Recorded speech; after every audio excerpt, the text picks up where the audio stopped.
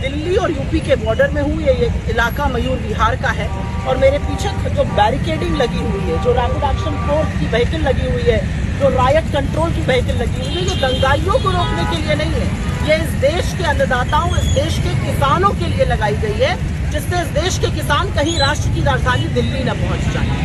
किसान शांतिपूर्ण तरीके से ग्रेटर नोएडा के इलाके में अपना आंदोलन कर रहे थे। जब उनकी महीनों तक बात नहीं सुनी गई तो उन्होंने दिल्ली आने का मन बनाया और राष्ट्र की राजधानी की तरफ जब वो आना चाह रहे थे तो अमित शाह की दिल्ली पुलिस यहाँ पर लग गई है कि एक भी किसान कहीं दिल्ली में एंटर ना कर जाए। ये क्या बर्बरता है? जब भी किसान आना चाहता है तो आप उसके रास्ते में कीले बिछवाते हैं, बैरिकेडिंग लगवाते हैं, रायट व्हीकल लगवा देते हैं, पुलिस तैनात हो जाती है। इस देश के किसानों से आखिर ये सरकार क्यों डरती है? और आपको याद होना चाहिए कि ये किसान क्या मांग कर रहे हैं। ये अपनी फसल का उचित मुआवजा और अपने भूमि अधिग्रहण पर जो उचित मुआवजा सरकार की ओर से तय हुआ है उसकी मांग कर रहे हैं।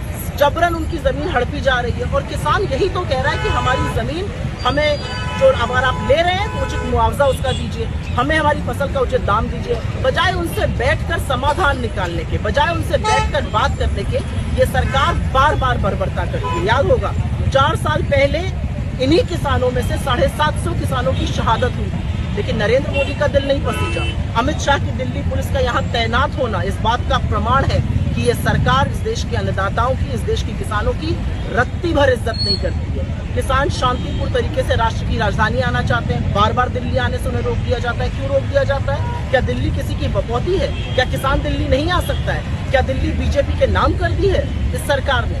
किसान शांतिपूर्ण तरीके से आए, उससे बात कीजिए, समाधान निकालिए, वार्ता कीजिए, चर्चा कीजिए। लेकिन किसानों को आतंकियों की तरह ट्रीट करना, रायट व्हीकल लगवाना और यहाँ पर इतनी पुलिस की तैनाती इस बात का प्रमाण है कि नरेंद्र मोदी के दिल में किसानों के लिए जरा भी सम्मान है।